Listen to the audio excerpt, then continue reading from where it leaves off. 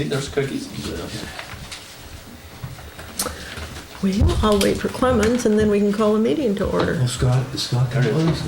Scott beat Clemens. I thought I see Clemens run through here at one time. You didn't.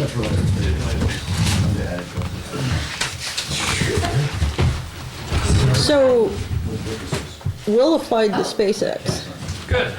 That'll be a great place for him. in Texas or Florida. I told him Texas. Notice how he's hiding the cookies behind us. No, he brought his stuff. My cookies for everyone are there. My kid's initial offer before going to Cornell was Texas A&M. Really? Before Cornell. Tracy, They while we're actually waiting, paid- could I they get a were paying printed two copy of the salaries to agenda? Two people. Cornell offered one. And Just you're printed. next in line. All I need is the agenda. It's just that way I can follow. To order at 7:33. It is April 4th, 2019. At 7:33. Roll call, please. Director Boyd, Here. Director Loman, Here. Director Slater-Carbon, Present. Director Harvey, Here. Director Marshall. Here. There is no president statement. I see no blue slips for comments other than on the agenda. Well, okay, we have Writing one. quickly. And, okay, well, he's writing. Why don't you make a comment? Okay, while everyone is here at the beginning of the meeting and everyone's fresh and people are here, I'd like to recommend or ask that the board, staff, and the people that come to the meeting consider starting the meeting at 7 o'clock instead of 7:30. We're having more and more late meetings, and I think 7 o'clock is a reasonable time. So I'd like to, I don't know whether we need to have an agenda or have a vote. Let's put it on the agenda. Okay. Start at 7. Yep. Is that for us old folks? That's, well, I'm speaking for myself. I think I'm the oldest one here, probably. One now and the other one later. Okay, If I- Greg Diegas, Yes? please. Oh, okay. So, Greg Diegas, Montara. My first, and this is for the open part of the agenda, right, as opposed to the later stuff. I just wanted to give you an update on the fire preparedness work I've been doing. You've heard me express my concerns over some months, and also at the MCC. So I finally got a hold of the list of all the fire hydrants, I think, in Montara and CCWD, and the fire flow test results going back 10 years for everything. I haven't had a chance to digitize the data, compile a decent report. There are many nuances and issues. But at first glance, it would appear that 15 out of over 150 Montara hydrants have been tested in the last 10 years. So that's like 1% a year. Now, I know there's some good reasons for this. There's even words in the master plan about how we're conserving water, so we didn't want to run a lot of tests, and we have simulations and so forth. There's also issues like chlorination in the water, and I discussed that with the fire marshal, and he has pellets that he can put in to dechlorinate when he tests them. But I wanted to note that he said, A, that Montara was cooperative, and he named somebody named Julian, who I think I might have met here, doing a good job the last few years. Whenever there was a need, he asked, he got cooperation, there's no problems. But he did mention CCWD does these things called flushes. And when they're doing a flush, he has a schedule from them, and he shows up and is able to test a bunch of hydrants at once. And I just thought, he welcomed the opportunity to do that in Montara. I thought it was worth mentioning. And then finally, in light of the fire preparedness issues we've been mentioning, and especially in light of the abject failure of the alert system during the tunnel closure, which was documented in spades at the MCC meetings, they have got the Office of Emergency Services in for a discussion on April 24th. And you may recall I brought this up at the last meeting, and we discussed what the call ladder might be here. So I certainly will attend that meeting and report back to you, but if one of you is interested in finding out, what the protocol is supposed to be, should be, isn't, I welcome your attendance at that MCC meeting. Thank you. Thank you. Right.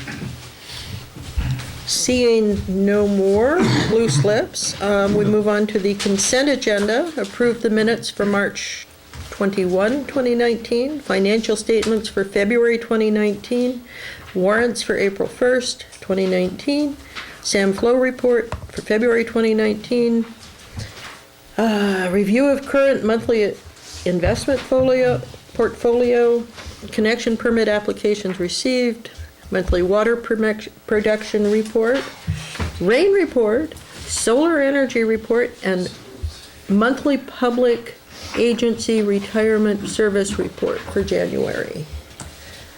Comments, questions, motion to approve. Move to approve. Scott? Motion by Scott, second by Rick. All those in favor? Aye. Aye. Opposed? Abstentions? It is a unanimous approval. I would like to ask the board if it isn't possible that we could move Beverly to the front of the review and possible action concerning Sewer Authority Mid-Coast fiscal year 2019-2020 report.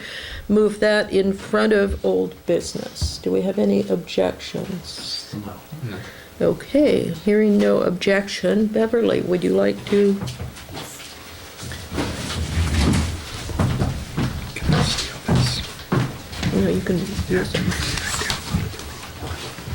Thank you again for inviting me to come and speak to you about the budget. I don't want to belabor the point.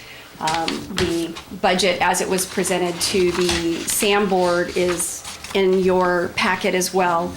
I don't want to go through line by line. I know you have a very full agenda.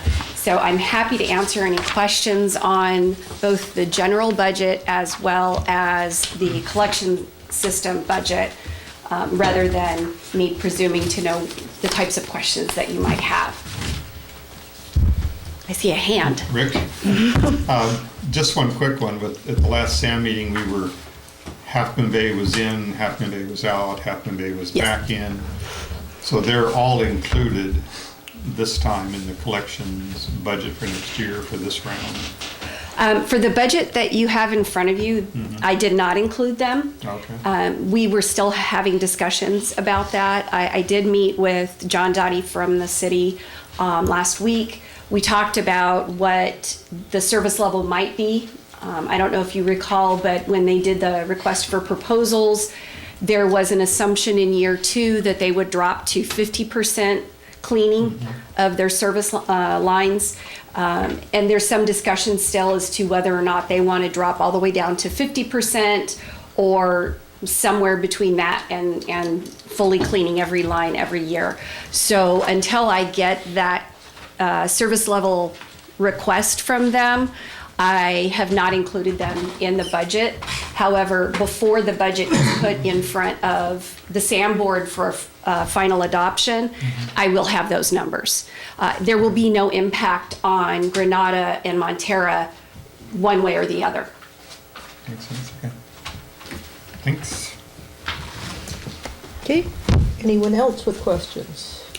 I've got one. Beverly, you say the city is now going back and you're not quite sure yet what the service level is for the cleaning. There are, I think, other services that the city has in the past purchased from SAM, the MWSD, the grease cleaning, for example, comes to mind. The grease trap inspection, comes to mind. They have a pump station, I believe, also. Are they also going back to receiving those services from SAM, or are they going to stay with the independent contractor? To my knowledge, everything is going to stay as it is now in the service level with regards to the 3 pump stations, which we service once a week. We do not perform the fog inspections now. There's no discussion to taking those back. Really, it's just the services that we're providing right now. It's just, are we going to be cleaning them 100% of the lines as we are right now, or are we going to be pulling back to some level that they determine, as well as they will be evaluating their hot spots to determine if they're going to be affecting the frequency as it is now in the new year. But there's been no discussion whatsoever about adding services back in. Okay. So my understanding is we would still be coordinating with Mark Thomas with regards to service response with the other items. Okay. Do we have any other? Just a question on, I know you. It's Scott's just turn. a question on the premium pay. So, I mean, this Yes. is like overtime and other Yes. emergent things. The number's gone up just a bit. I just want to make sure, because I wasn't quite clear from the text. Is this a reflection of increase in the agreed upon rates, or are you anticipating any additional need for time? Just curious about how that plays. Yes, this has to do with the recently adopted MOU, and it has to do with the standby rate. So every night we have somebody on standby, and so that rate has not been adjusted for some time, so we did adjust that, as well as the minimum callback. So for somebody to respond, previously it was a minimum of 2 hours response, and now it's gone up to 3 hours. Typically we see that anyway. By the time they get here, they get all the equipment, they respond, they triage, resolve the problem, and return. They're pretty close to that anyway. Okay, so a little bit of increase in the time, but not really allocating a chunk of, okay. Yes, Thank you. that is correct. Anyone else on the board? Okay, I have first for the public and our board and everyone else out there, the privates too. If you go to the website, samcleanswater.org, there is a link to a OpenGov transparency portal, which will give you access to the finer detail of the budget of SAM going back for a while. It's new, and so it isn't fully loaded yet because the really deep detail hasn't been put on there.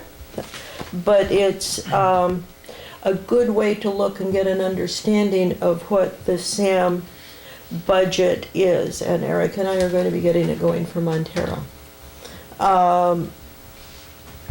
Now, at the operations committee meeting yesterday, how time flies, one of your crew came in and said, "You guys don't listen to me, but I'm retiring and I'm leaving at the end of the year and I want you to hear me. I'm gone." And he's already got a place picked out in Nevada. So I think he's pretty serious, not just idle speculation on his part.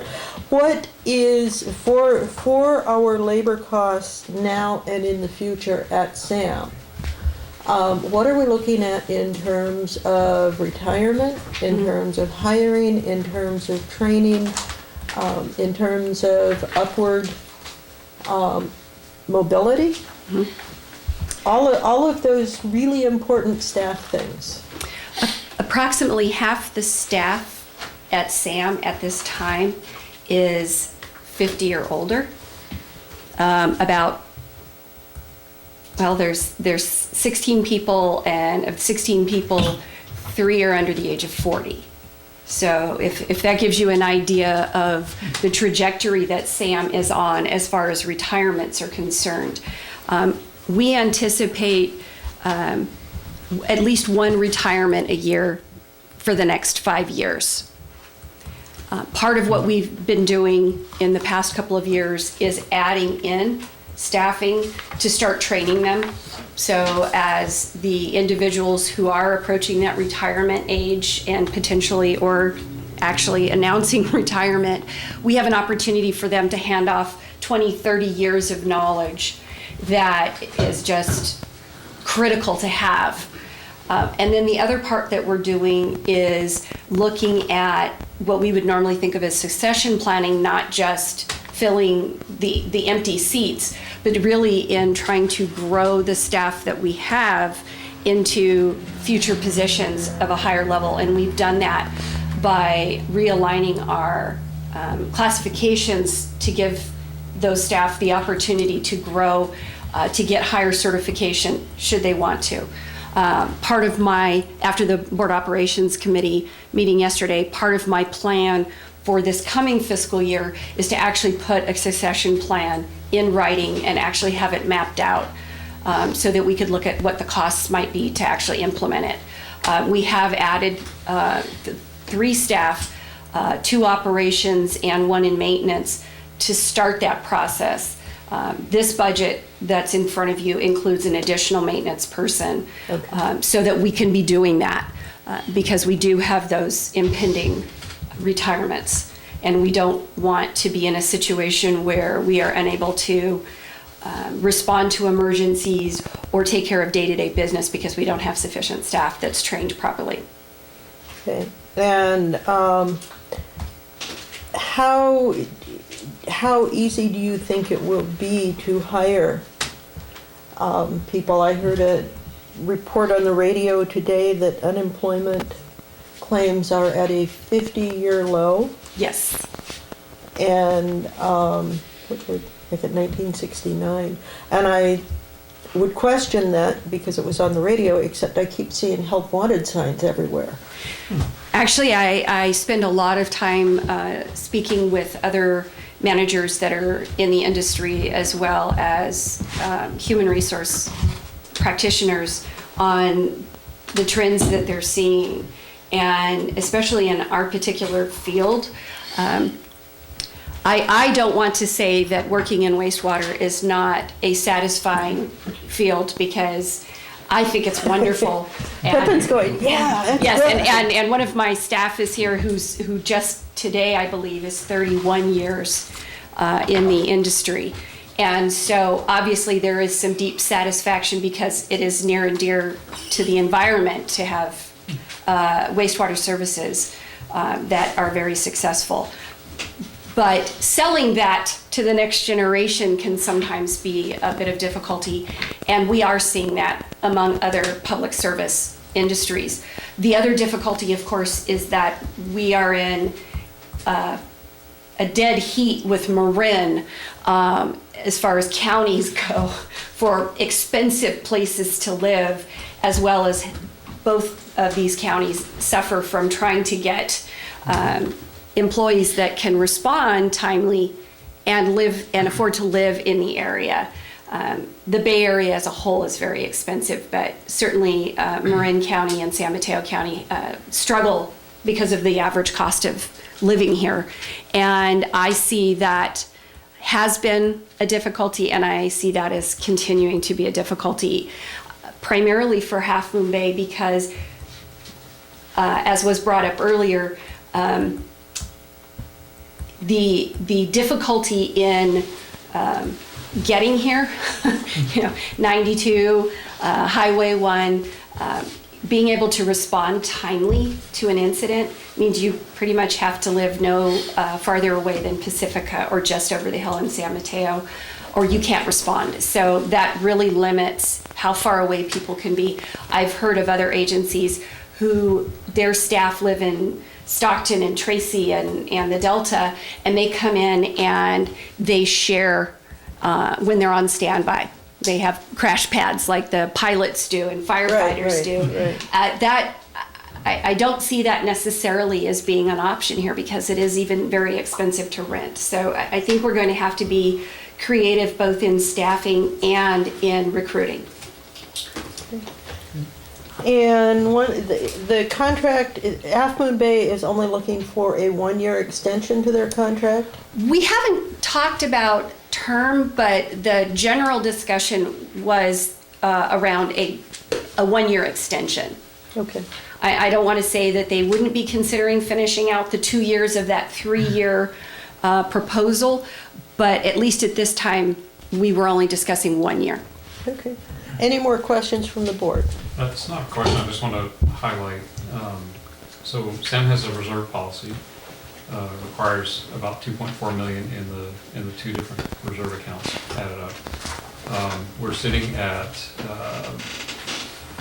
about 750,000 short of what our policy says. And the SAM board, working with management, has decided not to try to true that up this year because we have increases coming from other places. So I'm okay with that. I think that's prudent. But I just want to highlight for the board that if push comes to shove and more emergency things come up, the reserves only go so deep. And there's only one other place for that to come from, and that's from here. So Well, here and Granada and, that's right, each of the member agencies, but it's just acknowledging the risk. I yes. think it's prudent this year.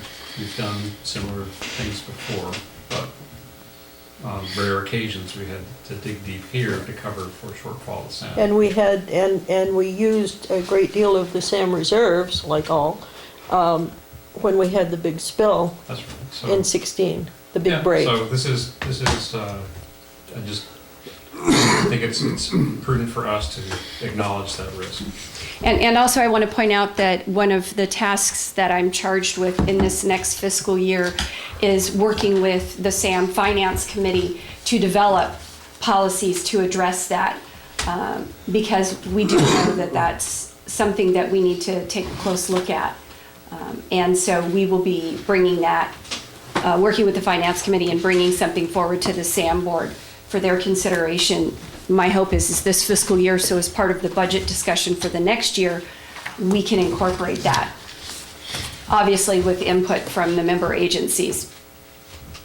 I did have one more question, and I think I can guess the answer on this, but there's a good chunk set aside for maintenance in the plant. We just hired a maintenance worker, right? We will be. Right. Yes. And we're setting aside some serious money for that.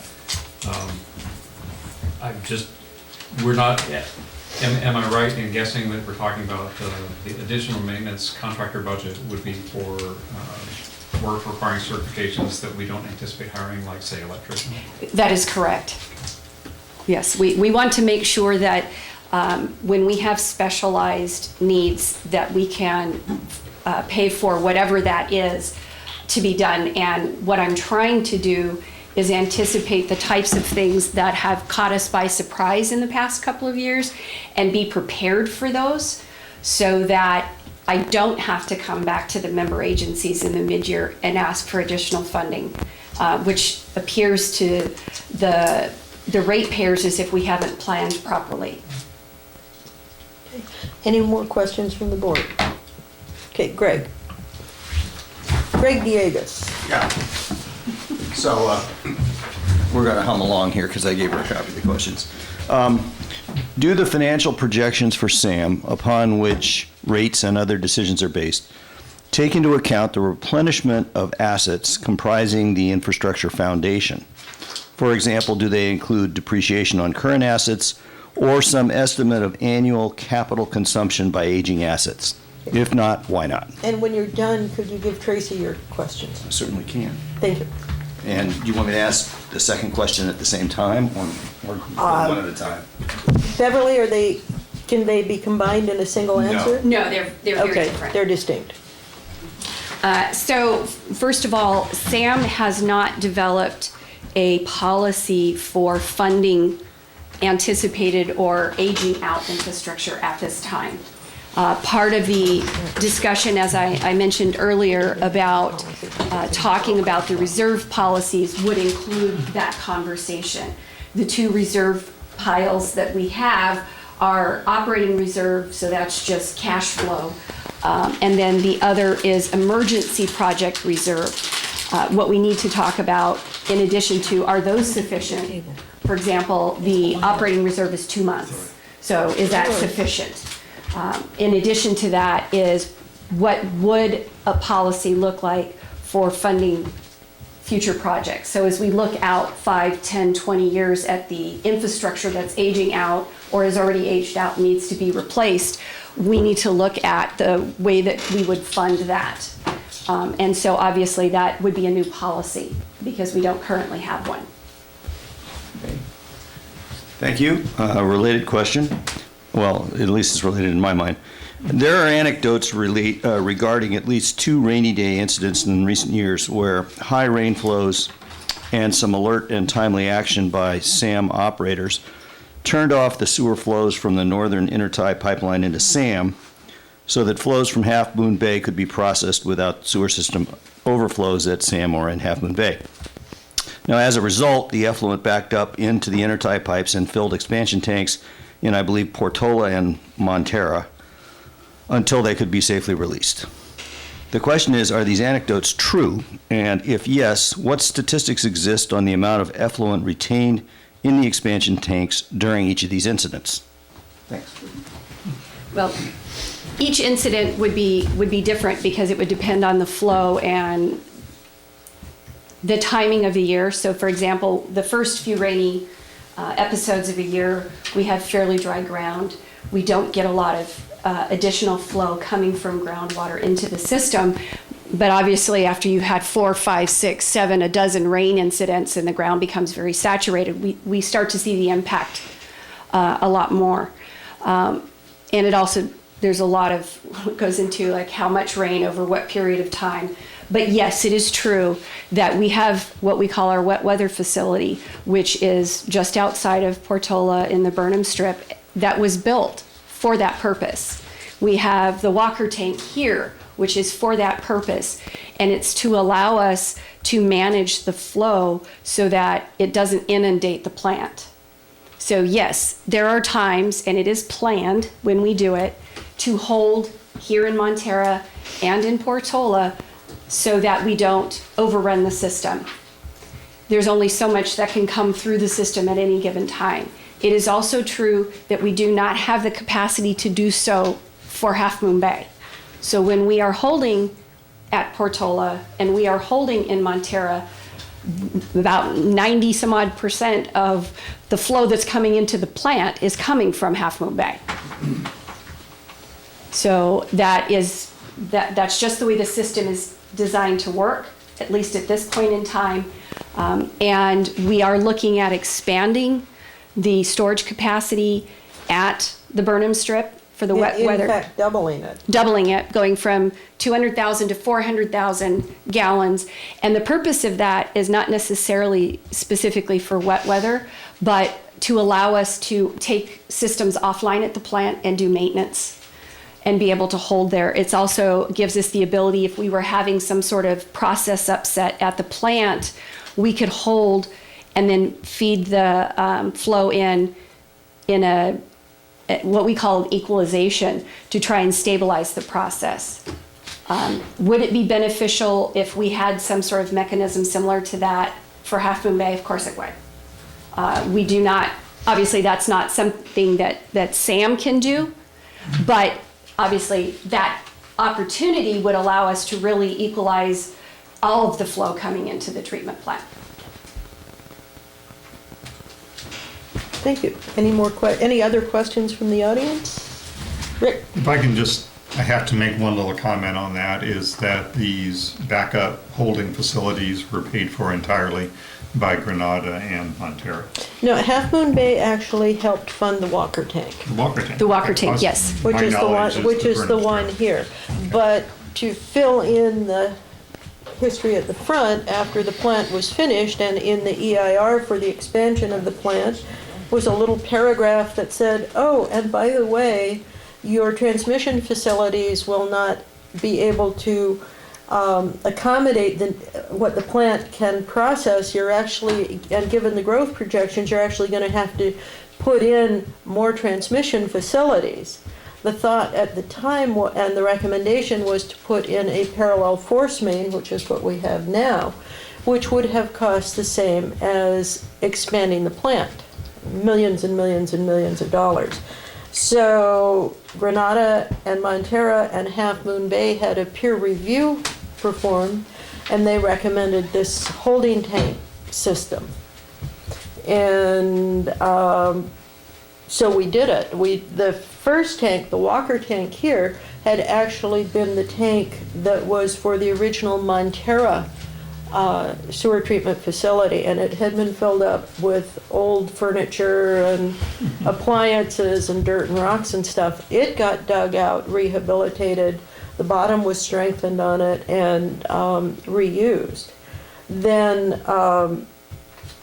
there's a longer story that I'll tell you over a glass of wine, but then the one in El Granada came up, and Granada actually bought the land, negotiated and bought the land, and just like here, we own the land, the water tank.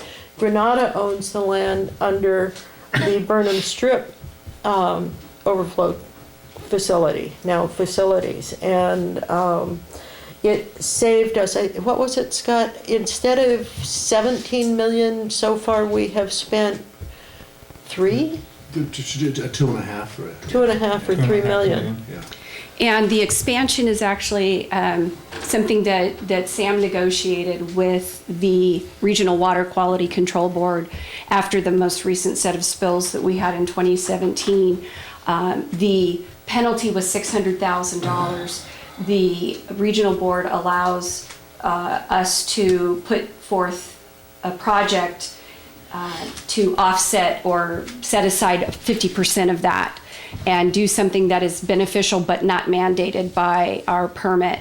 So Sam negotiated that we would expand that facility, basically doubling it, so that it would give us the ability to do more maintenance on our system and manage it a little bit more efficiently.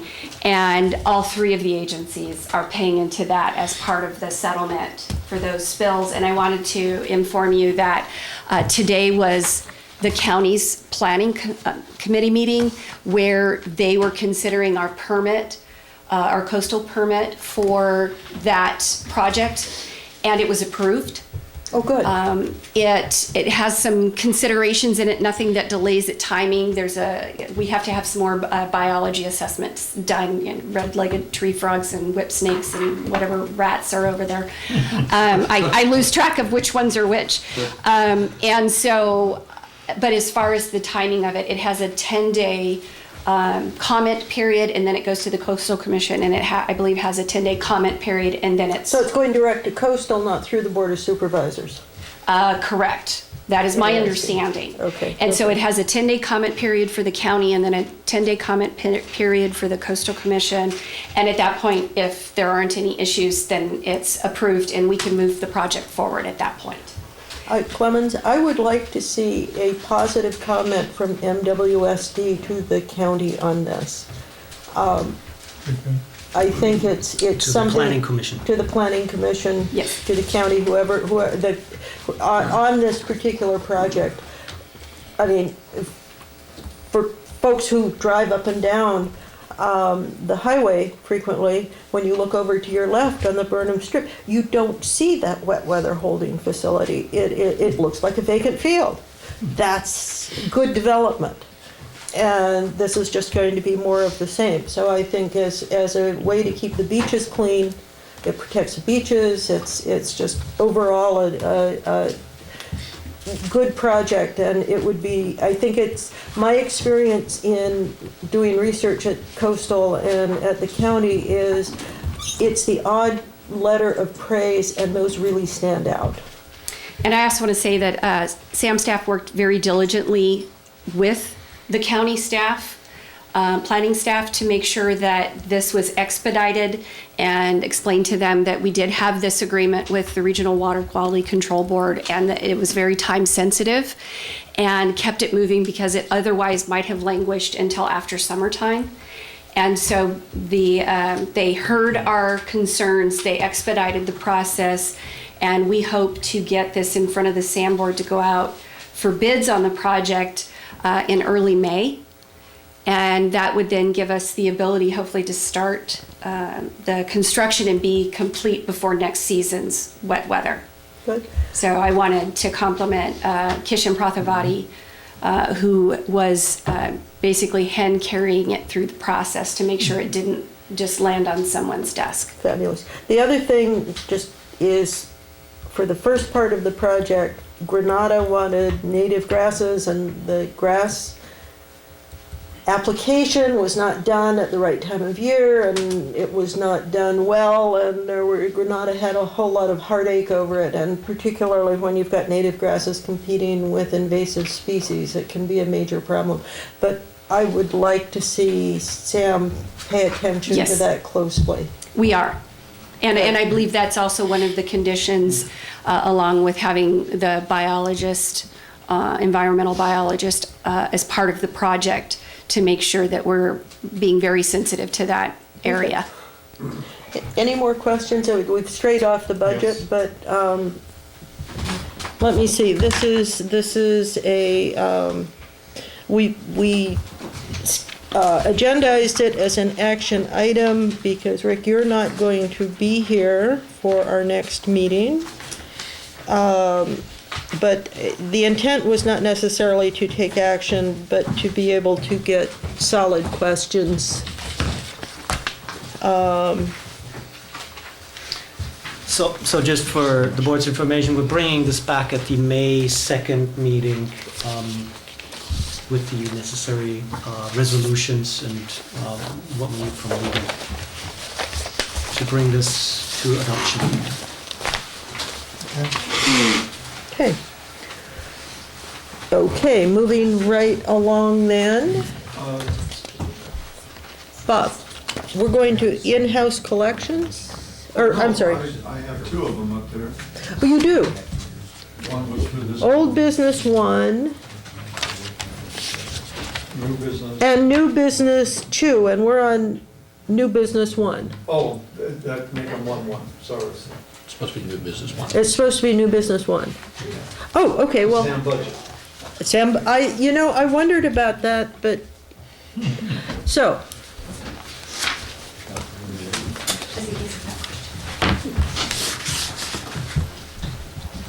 Hi, Bob Potasic, Montara. I didn't have a chance to go through an entire budget, but from the couple of things I did see, I have a couple of questions or points. The first item is that the historical data that's in the budget to say it was $10 last year, it's going to be $12 this year, so it's a 20% increase. That's not quite accurate because the historical data is based on 3 participants, and the future will be on some of it 2 participants. Therefore, when it's $2 shared between less people, the percentage is higher for the increase.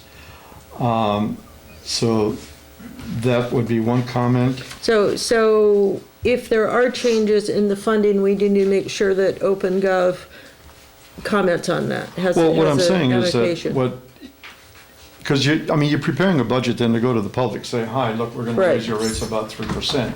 Well, it's really not 3% because what you're doing is you're sharing that 3% increase, which if there were 3 agency might actually be 2%. So you're cooking the books a little bit to make it less painful and maybe not intentionally. But my other comment would be on the this constant 5 to 10 year heartburn and indigestion that Half Moon Bay has about the intertide. This is getting, I've lived through a bunch of them, and it seems to be a constant cycle. They must have it on a to-do board every 10 years. The Walker tank is a great example. Is Half Moon Bay recognized that there was a benefit for them. The intertide system, the holding, and all of that is a benefit. And when I was on SAM, I said, you want to hold to your agreement, fine. We're going to put a lock up front, 50% of your crap comes through, we're going to shut it, and you can sweep the rest of it off Main Street.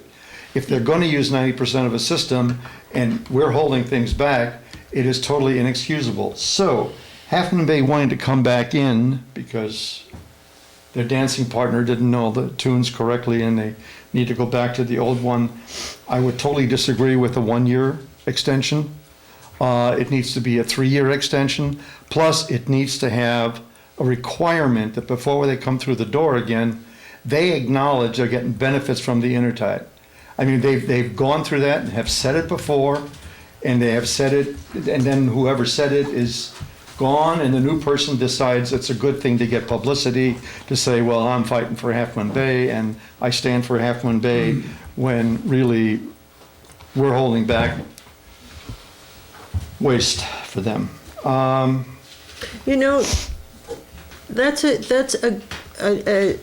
I've had some thoughts on this, and so before it gets to Sam, I'd like to have it as an agenda item so that the two Sam reps get direction from our board. Let me give you my best example of what Half Moon Bay does every 5 to 10 years. 3 people own 3 condos in a building, and they all maintain the sweeping of the front steps and the grass. Every 10 years, one of the owners decides he only goes out to the back of the garage and doesn't have to take care of the front. So that's what Half Moon Bay is doing, and I'm sick and tired of it, because this is, in my 20-some years on the board, we went through that 3 times. This is another one, so it's like 4 or 5 times, and I'm as a payer of the taxes here that has to deal with that, and their machination down there, I'm getting tired of it. Well, please come to our meetings more often. Well, We miss you. the other thing, an item on the budget that struck me, it was a heavy packet, was on administrative costs. The administrative GM supervisor and 2 grunts, a tech grunt and an assistant grunt, an accounting grunt, was around 520. It was over $500,000 for 4 people. So that it comes to about $130,000 a year, and that's not with benefits and the expensing or the allotments for expenses that are car allowances and stuff like that. That's quite heavy, and I'm assuming that the 520 is to take care of all of SAM, of which now part of it would have been collections, which now that Half Moon Bay might want to come back in, was based on a lower participation. Beverly, would you like to answer that?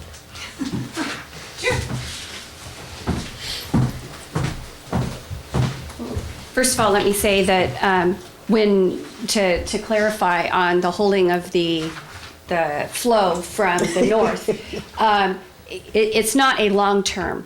I mean, it's not like we're holding it for days and days. It's usually during peaks. So as far as the percentage of flow that Half Moon Bay might be using in any given period, they're not exceeding the capacity. They're not overtaking. If you were to look at an entire month, they wouldn't be using more than their allotment. But during those peaks, they might be. And we're doing that for a reason.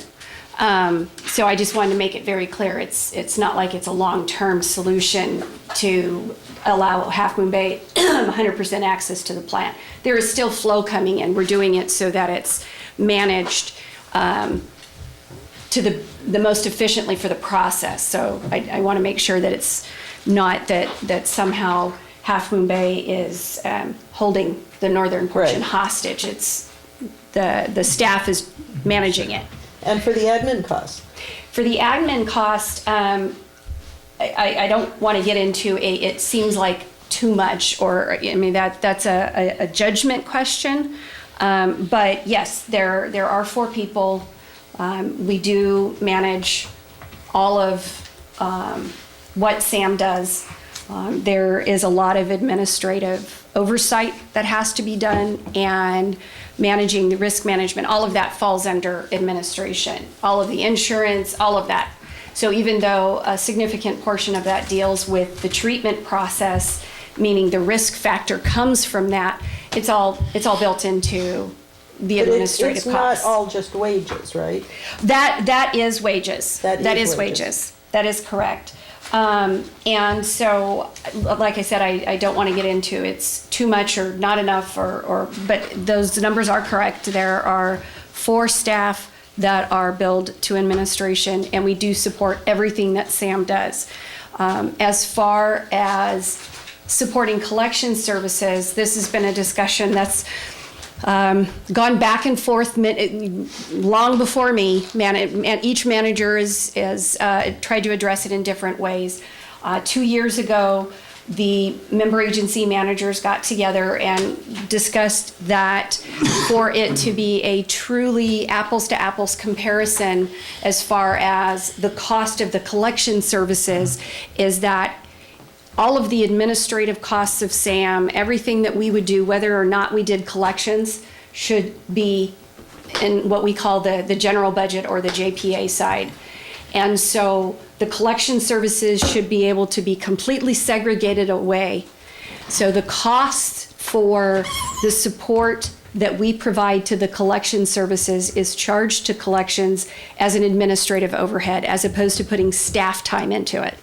So that if we were to completely eliminate collection services, it would still be clear what the costs of SAM are, because they're built into the general budget and they can stand alone. So yes, some of the support services that we provide to the collections portion of SAM, and you can see that in the revenue side. If you look at the total budget for operations and maintenance, you can see that there is a line item that is called, and I'll give you the number of it, on the revenue side. The revenue side is in the contract services, there's something called miscellaneous services, and the description of that is, that's the overhead cost that then shows up as revenue to SAM. Okay. And that offsets the administrative burden that SAM carries for providing those services. Gotcha. So that revenue would go away, but so would the costs associated for that support. Okay. And I hope that answers your question. Yeah, thank you. And you had one other question about the budget. The collection services, and was that sharing 3% over 2 instead of 3 agencies? Right. Really what the difference is it's a reduction in staffing. So it really is the true cost, because the position would be eliminated. Without the city of Half Moon Bay being fully committed to receiving the services from SAM, one of the positions in collection services goes away, and that's where that cost savings is. Okay. So it's not the same 4 people spread over 2 agencies. It's now 3 people spread over 2 agencies. Okay? Well, I'll look forward to looking at the budget before. But yeah, I'm well aware of what's in the ground. My career started when that was a 2 million gallon plant. And we understand that Half Moon Bay is not going to shut 90% 7 days a week, 24 hours a day. However, the intertie, the holding tanks are there specifically for one purpose only, is that during the times when they need to get stuff there, when the mayor wants to flush something down to wind up at the plant, that it makes it all the way and doesn't fall someplace out of On Kelly Avenue, on Kelly Avenue, yeah. into the creek. Okay, I think that's enough. Okay, thank you. Thank you, Bob. Okay, moving right along then, we will move from, I missed Bob, from new business number 1 to old business number 1. Yeah, thank you, Catherine. So that is the review and possible action concerning consideration of in-house sewer collection services. So we've listened to this already quite a number of times over the past 6 months. In fact, this goes back to 2015 when we first looked at this and received our first assessment from our sewer engineer that at the time already indicated that this is something that the district should look further into. In our second round now, starting in summer of 2018, looking at this, it was really motivated through the stars being somewhat differently aligned with the city of Half Moon Bay leaving the collection system. And as we pointed out here at this board, the cost-sharing approach from the 3 member agencies sharing the necessary staff and particularly the on-call services, meaning the emergency services, providing the emergency services is something that can't necessarily be reduced. So we received all of that jointly with 3 agencies. Now 1 agency stepped out. That meant the simple math was dividing everything by 2 instead of 3. And there was clearly indications that it would get more expensive for Montara. It does now indeed get more expensive already in the with the collections budget that we just talked about. There is a cost increase. It is, however, somewhat minimal over the past year if we're looking at budgeted numbers, not at actuals. Okay, so we did receive a study from our financial consultant in December. Again, this was still under the circumstance that assumed that the city would leave the sewer authority Mid-Coast side for collection services completely. And we also had already the scenario that some of the services were pulled back, and there was a significant reduction in contribution from the city this current fiscal year. So this situation is somewhat changing right now. And the changes you just heard is that the city is actually negotiating for a contract extension on this.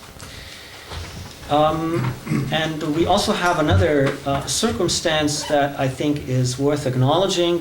We do have actually 2 new board members with which we haven't had the chance to talk about this yet in detail.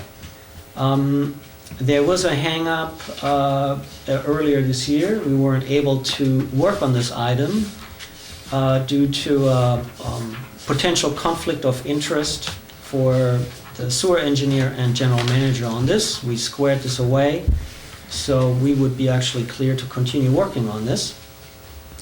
However, the changed situation with so much in the air right now,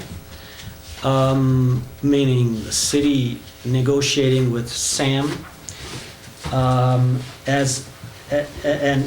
essentially reconsidering their leaving of the sewer authority Mid-Coast side. That alone, I think, is reason to maybe hold off and wait a little bit on this item.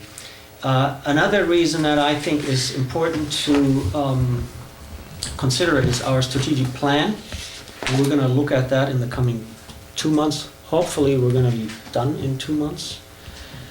And that falls all in line with the SAM budget process that I think benefits also from, a little bit of quiet phase, getting that passed through for this coming fiscal year.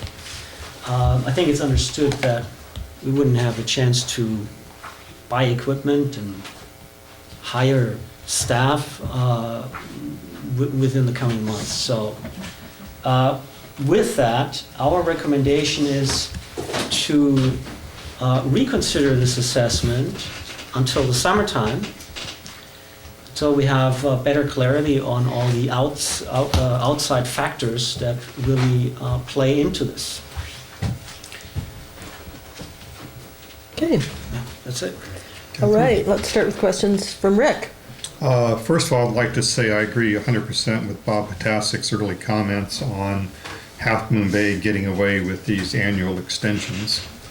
That's just ridiculous. It puts everybody else in a holding pattern. You can't do any kind of planning. They need to be locked into a real contract so we actually know from year to year what we're doing.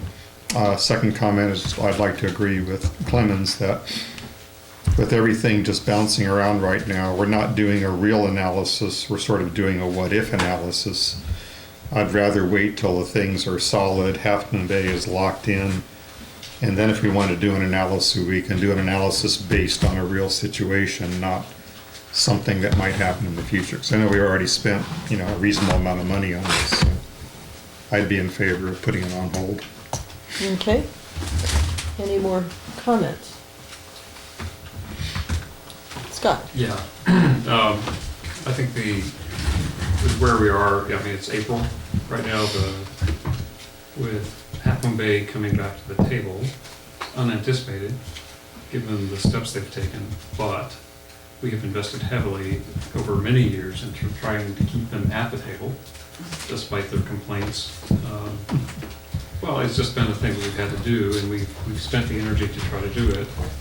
And here, Beverly and team has worked pretty hard to anticipate how to handle collections without them. And now is having to scramble and consider how to undo the undoing. And so it's like any kind of relationship where one party goes away and then changes their mind and comes back, says, I want to come back, but maybe just for a little while. Yeah, I mean, this is it's a delicate time in the relationship. I think now's a good time to invest in doing what we can to secure that relationship, because we have long acted in the knowledge that we're better together, and that if we can all be on the same page, we can all do like we've done for over 45 years and take care of the coastside sewage and make it something that our constituents don't have to worry about. What they need to do is flush and it goes away, and know that we do the good job of being good stewards of caring for the environment and keeping people safe and healthy. So right now, I think the key thing for us to do is to get through the budget and do everything that we can to help things at SAM be well supported and stable, and best we can bring Half Moon Bay back into the fold on that. I think Bob offers some cogent thoughts on things that we might try to secure for, I mean, you step away and then you want to come back. It's like, okay, good, but we might need to have a conversation because it has been very disruptive to have to deal with. Hoping they wouldn't, and then planning for they would, and now planning for they wouldn't, and it doesn't come without real cost. So, long way around to say, I'm glad that we've got information in front of us that kind of the short story of what I take from this document is, if we get ourselves into a situation where we need to do something because it's no longer feasible to do it at SAM, we know that we've got an option to take up some of this responsibility without a significant increase in cost. I mean, it's honestly, it looks about on par. So I'm still very much on the front of, better together, but what we talked about at our last meeting is, with the risks that we're facing, we need to know our options. Now we have some good information in our back pocket. I think it's really valuable for us to have, and it may help inform some of what we do in terms of working with and supporting Sam to do his job. So I think it's good all around. I'm glad to have it, and I'm happy to hang on to it. Eric? Yeah, I mean, I agree with the comments. I'd like to see us be a little more proactive, though. We talk a lot about, what Half Moon Bay does, but I feel like sometimes we're being reactive. And by virtue, I think if we're a little more, we say we support SAM, we say we support the staffing over there. Ultimately, if we're proactive in showing that, it sets the right tone. It shows the coast side that we are in support, not just saying it. We have something to back it. And so by us punting it down a few months, doesn't state that in my mind. I think what it does is just puts anxiety around the staff that's waiting around at SAM to determine what's going to happen. And I think it makes makes it difficult for them to make plans for their careers. And so from my perspective, I'd like to take Bob's suggestion and throw it over to Montara and say, let's delay this for 3 years. Let's put ourselves out there and actually renegotiate with Sam and actually look and show that, because the grander scheme of things is the exact same challenges you're going to have at SAM is going to happen here. No doubt about it. The difference is, for us to take it on, we're going to actually take on more liability, because this document shows that for us to actually break even, we have to have the other agencies involved. And by virtue, that means we're just moving services from Sam to here, and then turning around and taking on additional liabilities when things may go wrong at Half Moon Bay, or things may go wrong at UCSD. That's something that I'd like us to discuss over time to determine is it worth that risk, because it may not be as break even as we think. And so from my perspective, I would love to see us move forward with something that's a little more long-term, gives everybody a chance to see where Half Moon Bay sits. I don't think it's a great risk to us delaying a decision or a reevaluation in 3 years, because then what it does do is it allows us to kind of see exactly where things lay out between the lawsuit, really what Half Moon Bay is really desiring, and then ultimately it gives us a chance to really put, I would say, you know, one of the challenges I have with this document is I don't necessarily believe that it's giving us the worst case scenario. I'm not saying it's necessarily the best. You and I talked. And I think in my mind what it does, I'd like to kind of see some analysis down the road of, could we handle the worst case scenario? And that to me is valuable to us, because maybe we don't want to take that full burden on. Maybe we want to share that with the other agencies, or at the very least have it displayed between at least 2 agencies through SAM. Well, sharing between the 3 agencies is exactly what I'm promoting and have for my career working here at SAM, keeping the band together. And I think right now we've got an opportunity to have a conversation with Half Moon Bay about, is it 1 year, is it 3 years, or are we just back and committed to working together as partners? If they're not back to work together as partners, then they sound a lot more like a customer than a partner. In which case, we can have that conversation. We've offered to have that conversation. But until we see where this goes, I don't think it would be prudent for us to commit to any particular course of action, because the landscape changes pretty radically if they're in or out, and if they're committed or tentative. So I'm with you. I want the certainty. I'm going to resist a bit the notion that we haven't shown our commitment to SAM. There's no one who's been more committed to SAM than me. I'm sitting right here, and I have invested heavily my time and my energy, and well, those of you who have partnered with me on it or been to the meetings understands it doesn't come for free to sit and work with partners who want to spend a lot of time carping. And I think a lot of the dissatisfaction, I think honestly, a lot of it they came by honestly, but through not understanding some of the long-term history of how we got to where we were, just coming in and going, I don't like what I see. And it's like, well, that's all well and good, but we got here through a collaborative process and with real life constraints on money and staffing and all those other kind of things. So I'm really eager to do everything we can to stabilize it right now, to be very, like Bob has said, be very clear on expressing ourselves about the cost of various dalliances, if you will, and now's a good time for us to sit down as adults and try to strike a bargain. And I'm very supportive of that, and I think that's going to take a lot of work. As you mentioned, there are other factors in play right now that we really can't talk about in open session, but with all of that in play, I think it's best if we focus.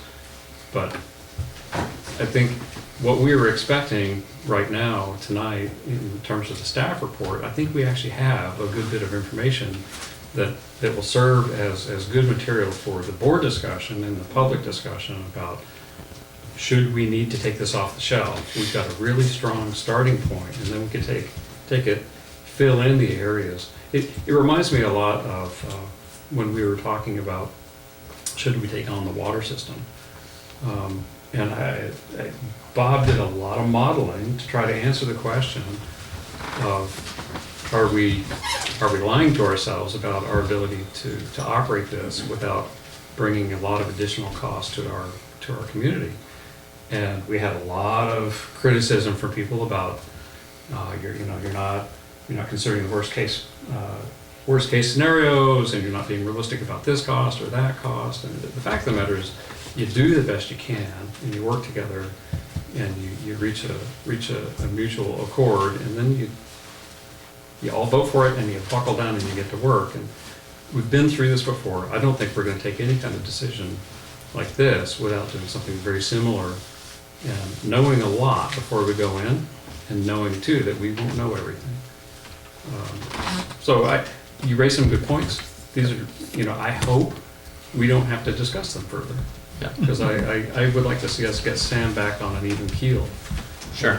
Set that ship back. I think the only thing that I'll counter on that, Scott, is that I think we're sending the wrong message to the staff at SAM, that's all. I look at it, if I were sitting in their shoes, I'd be, nervous about whether I've got a job in 6 months. Well, Montara has been exquisitely clear about our commitment to SAM. Yeah. I have on several occasions sat in the chair at the table at SAM and stated clearly Montara's policy, and we have been steadfast. Granada has been almost without exception just as steadfast.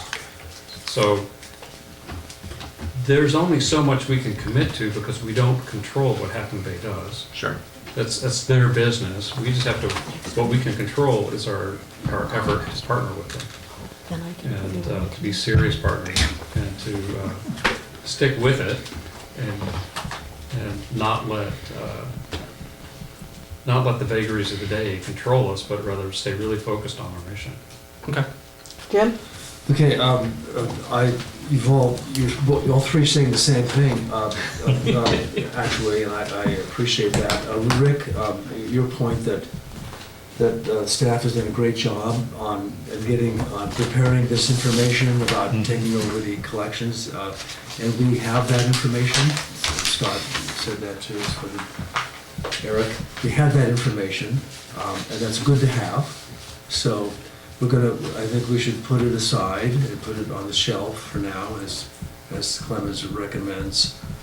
But in lieu of the fact that, and in lieu of Scott's comments about doing the best we can in the situation, Half Moon Bay is considering or talking about a contract. I think that we should be negotiating, talking to Half Moon Bay also about a contract. And I would recommend that we give direction to staff. Talking to Half Moon Bay about a contract? Half Moon Bay is talking to Sam about a contract. I'd recommend that we give direction to Clemens and staff to pursue or to look at, to show good faith, as Scott recommends, look at a three-year contract. With Half Moon Bay? With Sam. A 3-year contract with Sam for collections. And that would show good faith to the employees, it would show good faith to Sam, it would show good faith to Half Moon Bay also, that we're serious, as Scott recommends, in pursuing a contract.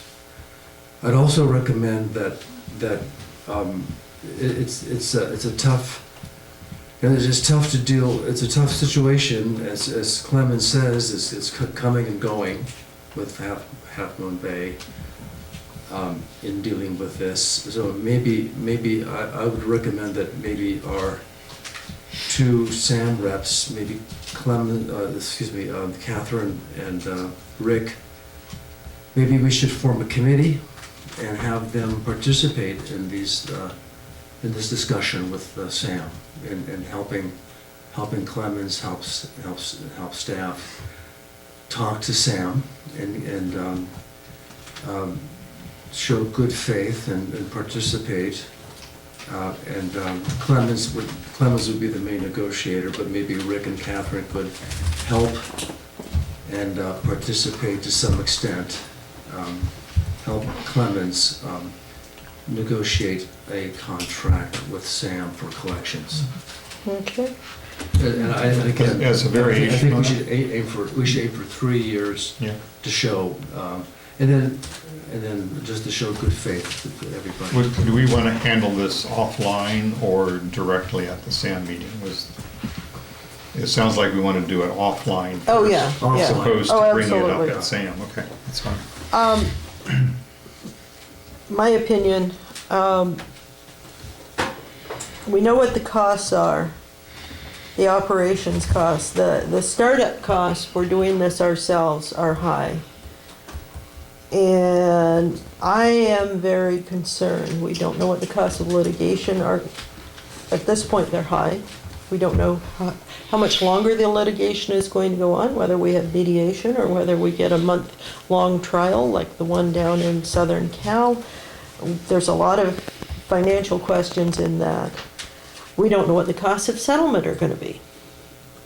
They will change a whole lot of different things, including the cost to our ratepayers. And hiring is tough right now.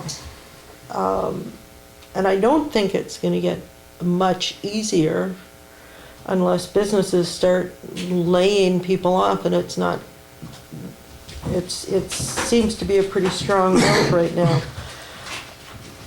So for that, I can agree with the 3 years. The thing that I am concerned with is I'll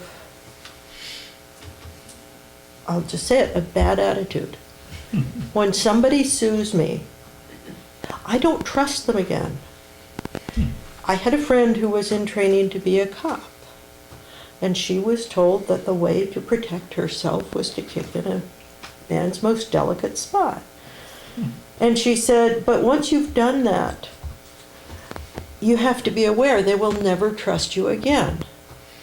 And I feel like we've been kicked in the shin with this lawsuit. Scott and Paul and Bob and Jim, in the last 20-some years, those were our SAM reps and Christola. We've had 5 SAM reps in over 20 years. They have all worked hard. And you. And now me. And we have all worked hard. They have all worked hard to be fair and have things work out. I can't tell, about every 2 years, the reps at SAM change. And I have watched the reps at SAM and have observed I mean, cities. the city's reps. And I have watched the city in other legal struggles. And if we were going to have the city, either as a customer or a partner outside of SAM in some way, our rates would have to be very high because we'd have to have insurance built in to cover our legal costs when the obvious would happen, and that would be when they sued us. So I agreed. I think Bob and Jim have a good point. I think we should be, and I've been asking for a modernized contract. I don't want a radical shift in the contract, but I think we need to bring our contract up to date and with SAM. And 3 years is really, in terms of most things, a pretty short amount of time. So we don't have an action item here, but perhaps using Jim's suggestion, you and I should be talking to Clemens when you get back. This should be an action item. Okay, it says reconsider, so, but we have added the Review and possible action on top in the header. This is just a staff Oh, okay. recommendation on the bottom. You can take action Okay. on this item. Thank you. So do we have a motion? Oh, Oh, wait, I'm sorry, Bob, it's And- your and turn, also- and Greg, it's your turn I'd first. like to I'm make done. some clarifications. Oh, I'm sorry, it's Tim. So, Tim should go first. No, Bob should go first. Catherine, do you want them Okay. to speak before I? no, you speak first, and then they can draw straws. So just 2 clarifications. One going back to you, Eric. I understand you were talking about the risk, and I think that was a very important aspect. And I think what I understood you saying was, if we take on services for the city or Granada, we take on additional risk, and that is something that we need to consider, and I think that's a very good point. With that, I think we've highlighted this here in the past, that we actually have this situation right now just for Montara. Let me explain. We have all the liability, but we do not have any control. Other than through what's happening through the reps. But the liability lies 100% with us. So the state comes in and asks us questions as if the same employees would be our employees, and we're not able to answer those questions because they don't report to us. So that is a very important aspect that I don't want the board to forget on this. The other correction that I have, Jim, is for you. If you're looking for giving the SAM staff some security, then I want to say, you know, a 3-year contract is a step down from what we have right now. We have a perpetual agreement that is in existence for 30 years, so I don't understand the logic of 45. reducing 45. So I don't understand the logic to reducing that to a 3-year contract. So I just came up with 3 years. We could. It's all Bob's fault. We could negotiate, it's Bob's fault. We could negotiate a perpetual or a longer contract. Well, I just chose 3 years. I'd like to clarify, we were not the faithless partner. We have been steadfast. One thing I'm not gonna stand idly by and let pass without comment is this notion that somehow, because another partner chose to stray, that in any way our reputation should be impugned by that. We have never quailed from our duty to SAM. SAM is a creation of the 3 agencies. Montara and Granada have been steadfast supporters. We don't need to do anything to be more faithful. So this just irks me no end that one party is faithless, and then all of a sudden everybody's like looking at the other two going, well, you guys are gonna be faithless. And it's like, no. No, that's exactly wrong. It's like, look, I think, I don't approve of it, but I think I understand some of what has led to their actions. We've tried to talk it through. They've gone and explored a few things. They found that grass isn't always quite as green on the other side. Now they're coming back and saying, look, we need to do something because we're not able to provide all of the things for ourselves that we know we need in the coming year. Let's bring them back in. Let's secure them in. Let's show our commitment by getting Half Moon Bay secured back into the organization as a partner in this. That's the best thing that we can do. Then we can talk about modernizing contracts and doing the things that we need to do to streamline our work and make sure that we've got, you know, we've learned a few things in this process talking to regulators. We'd like to, you know, establish a better footing so we're not so flat-footed when the regulators come down on us. But I can tell you what would keep the regulators from coming down on us: keeping the IPS repaired. Yep. Doing the repairs that we knew in 2009, 10, 11, 12, 13, 14, 15, 16 that we needed to do because we had the engineer's report. Had we done those things, those regulators would have just been telling us, you guys are doing a good job, we're going to increase your standards because we know you can handle it. Which is a problem that I welcome, right? Best thing we can do is secure the relationship and keep the infrastructure secure. And that's where we're going to show our commitment, and that's what we've been doing. We should just keep doing more of that. I guess, can you maybe help me understand the difference between what you just described, because totally agree with you, no question, versus Montara taking on the service, putting up the upfront capital. How does that differ between what you just described? Because in my mind, I'm just saying, keep it with Sam. Mm-hmm. don't bring it over here, because I don't see the added value or I don't see that we're actually gaining anything from this. The reason to ever consider it was really, well, it's what I talked about at the last meeting. It's a matter of risk management. With Half Moon Bay doing everything they could to destabilize what was going on in collections and maybe the rest of SAM, we had to consider how are we going to manage that risk. Once we've identified the risk, we have to address how are we going to mitigate that risk. And some of it we do by trying to secure and support SAM. But if the economics of it don't, look, if we take on, if Half Moon Bay manages to get out from under, the participation in the IPS, it's a significant annual expense. And if they're no longer partners in it, we pay double what we currently pay. I agree. And That's real money. I agree. And we have to ask, okay, well, then it's a question of what are we going to do to mitigate that? This is what spurred the question of should we be taking on some things ourselves, especially if you look at just collections. If Half Moon Bay withdraws and Sam says, look, the only way to keep a collections team is to take the cost way up. If there's any chance that we can operate, I mean, the collections thing has always been, it's not the JPA.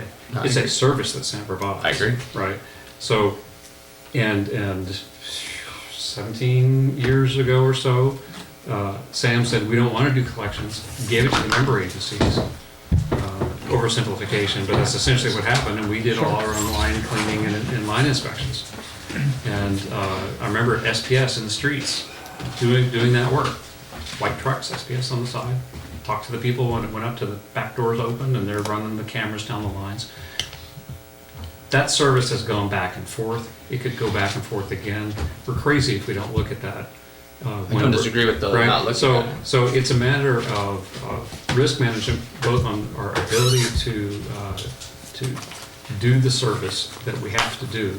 We're gonna sub it out somewhere. We're gonna spend the money somewhere.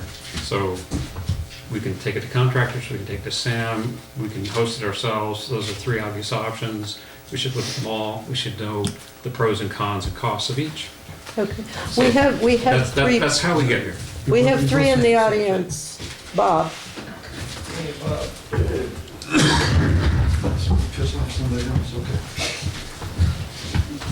Bob Potasek, what actually got me curious about this item was the third from the end paragraph about the cease and desist to proceed. Now, obviously, given what I just heard, that I agree that we're going forward, so I have some other questions about it.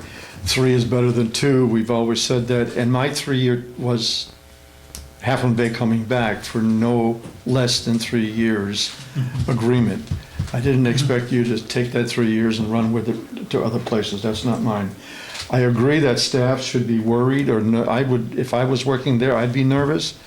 But if I'm going to be nervous and I want to go talk to somebody about it, the phone call was made by Half Moon Bay. So that's the place you got to go, as Scott has said. We have tried many times to get along and to do that relationship. This was started by Half Moon Bay in whether it's justified, unjustified, misinformation, whatever. But the manager's job is to manage the services and find ways to either improve them or reduce the cost or whatever. And that's what got me concerned about there's a conflict of interest and stopping the manager from doing something that, in my opinion, he's being paid to do. And I'm glad that you guys have taken that off.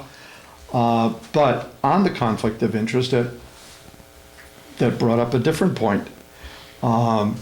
We have a board member that has a relationship with the general manager. I don't believe you are allowed to vote on any. No, actually, we've already gone through that. Well, There you've is no gone. conflict of Well, interest. let me finish. Okay. The SAM decisions relate to your dwelling. The thing you went through before was someone who is not related, who's related, but not receiving anything from that. I'm not gonna argue whether you're right or I'm right or in between is the Actually, truth. Christine has been doing extensive research. That's so- wonderful, because if he makes one vote, in my opinion, I will head to Sacramento. We will have Okay. our attorney address that, Well, but this is on not, at a different. there point are in time. organizations in Sacramento that deal with these kind of political things. So I feel there's a conflict. If there is, I will pursue that in Thank you. Sacramento. Tim? You? Go ahead, Phil. Well, how am I supposed to follow?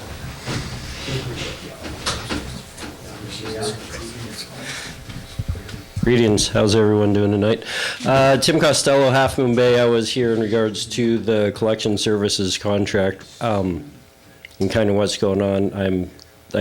I heard a lot of you say tonight, as Scott referred to, and I kind of like the phrase, getting the band back together, keeping the band together. Obviously, as a taxpayer on the coast, there is benefit. Everyone being together, you have economy of scale. That's obviously huge. I would be concerned if something happens. I know you guys have overhead as a taxpayer in Half Moon Bay. What would that do to my rates? You have absolutely no control over that. I totally get that. But I was just wanted to look into that. And globally, it's like the whole collection system thing. It seems, I don't know if any of you ever came from a broken home. I did. So it's like going through a divorce all over again, but you never really know what's going on. As a child, you're like pulled in this direction, pulled in that direction. And that's kind of what it seems like to me. But I shouldn't go there because I'm just speaking as a resident and not as an employee. So, thanks. Thank you. John Sabo?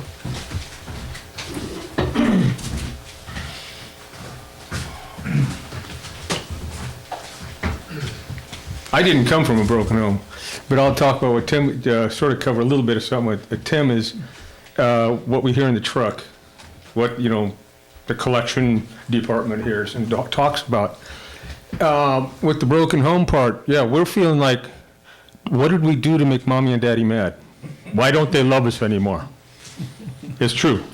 We hear words, Scott tonight talking about how he's so supportive, and then right across the table, right in between us, is someone who is trying to take it away. So it's like, it's kind of hard, that I don't know what you consider. Scott's girlfriend wants to take daddy or mommy away, but No, use a you know what I mean. different metaphor. You know what I mean? Well, what I'm trying to say, you've got somebody else who you're dealing with, who's going to take it away. And we feel unsure. We don't know what was going to happen next month. We don't know what's going to. Half Moon Bay is don't want to get other people mad, but as soon as Trump hits the tweet, it changes. Tomorrow, Half Moon Bay can call up and say, we're back into not going, you guys. That could happen any time. And that part, I think Clemens is right. He's not a bad girl to run with. He's right about some things. You might as well be prepared, but that is the thing. You guys are getting prepared to leave. Half Moon Bay's prepared to leave. Granada just sits there and they'll go anywhere you want. One of you snap your fingers and they'll go that direction. And of course, we feel bad. So, Scott, don't just keep harping on how, I know you feel doing it, but we don't feel it. In the truck, we don't feel it because we hear this stuff. I come to the meetings because I want to hear what's going on. But even sitting here in the meetings, I don't believe it. Because it could change at any time. And as managers of your area, and Granada, and Half Moon Bay, I guess you do what you think's right. Okay. And for some reason, three of you want to do something right that bothers us. Thank you. Let me be real clear. It's, I'll just say it again real quick. Because things have been thrown into chaos, we have to examine our options. Clemens is just doing what we asked him to do. Help us understand our options. But it's not just a feeling, and it's not just words. You've been to enough meetings. You've seen me fight for sand. This is for real. I'm in this game to do something good for the community as a whole. That said, let me be really clear. I mean, we want a good working relationship with everyone who works for us at SAM. But the composition of SAM and what it does has a whole lot to do. It derives directly from the relationship of the three owner parties. And that's where we have to start. And depending on which way that goes, we're then going to have to figure out, okay, what can we do with that? And, we've been really committed to keeping SAM stable, upright, and ready to go. But everybody's got to play ball.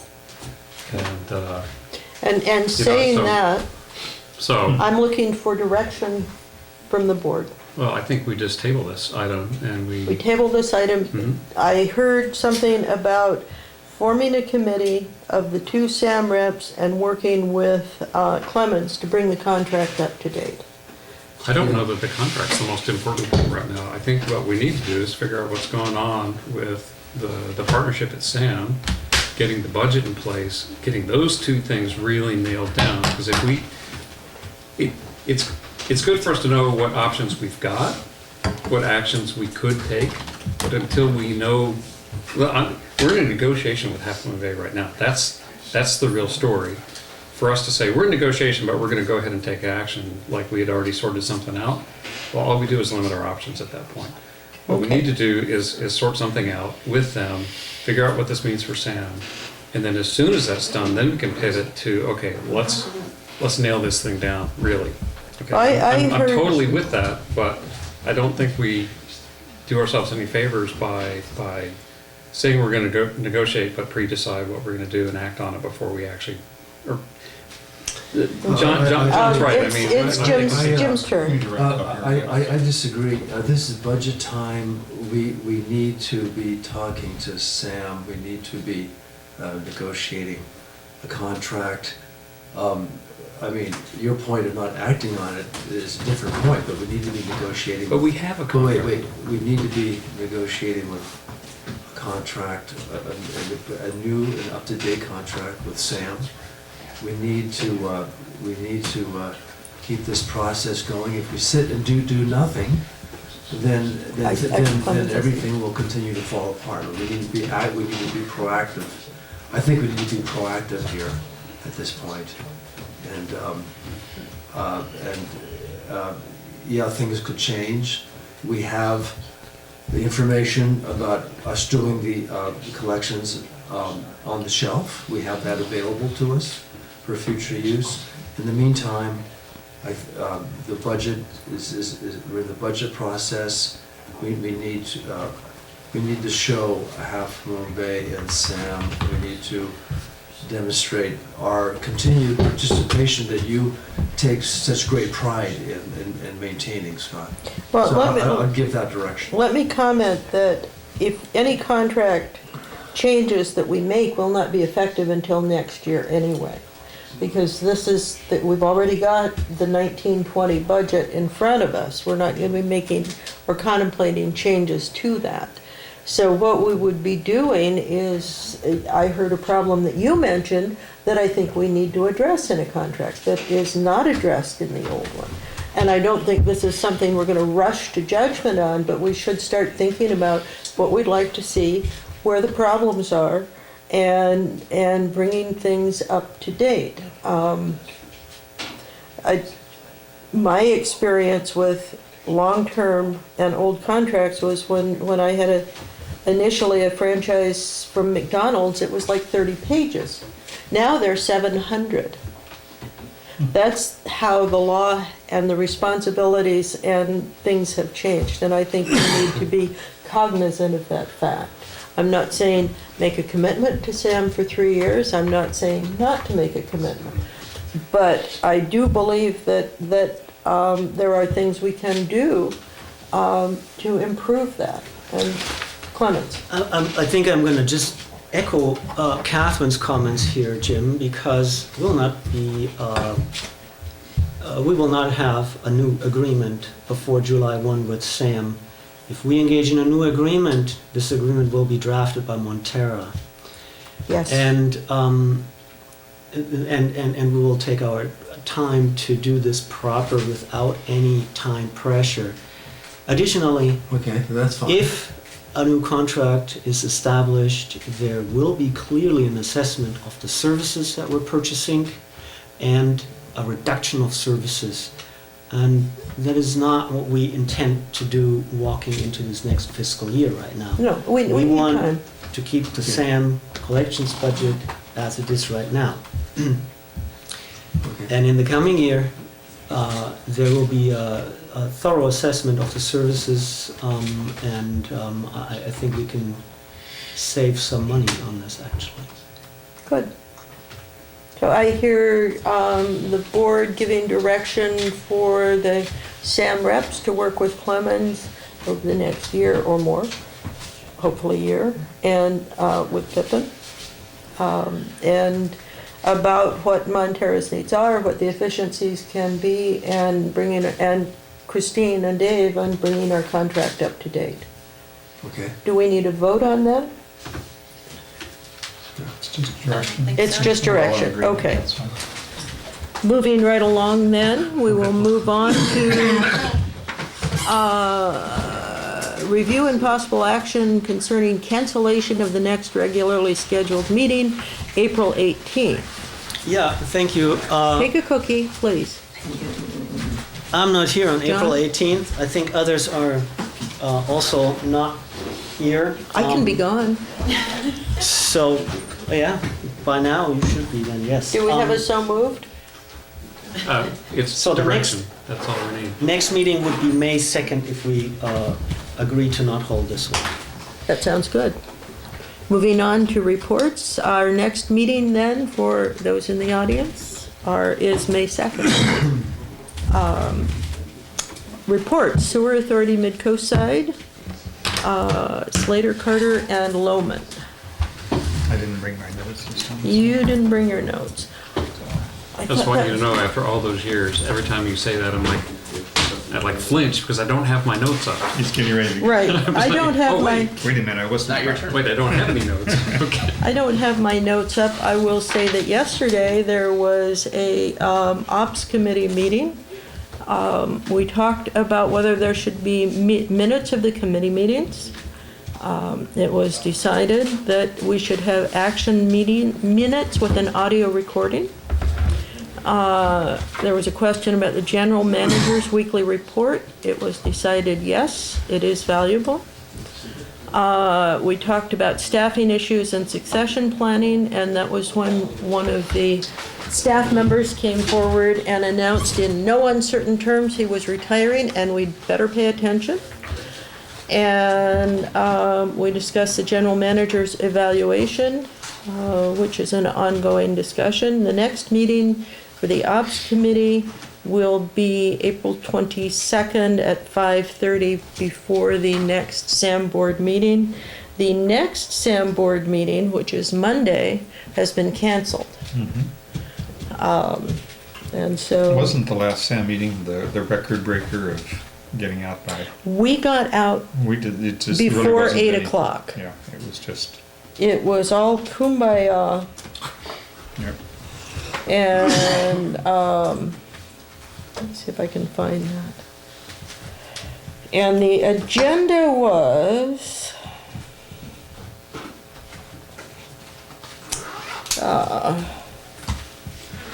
let me see, it was budget. We just talked about the budget a whole bunch. So Sam has executed an MOU with the IUOE, Stationary Local 39, that's reflected in our budget.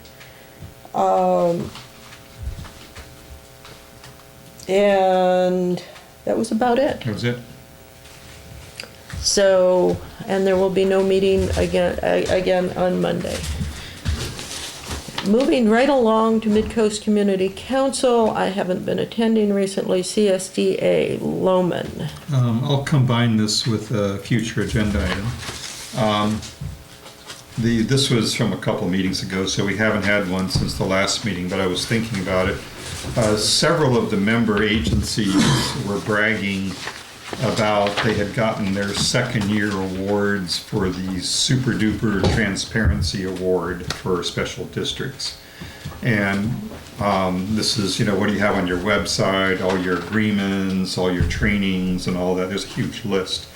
I'd like to put that on our agenda to see, have we done all that? Are we 90% there? Do we have a plan to actually go after that kind of award? That kind of thing. So. I can tell you right now. Okay. This is actually something that came up during a grand jury Yep. investigation. Yep.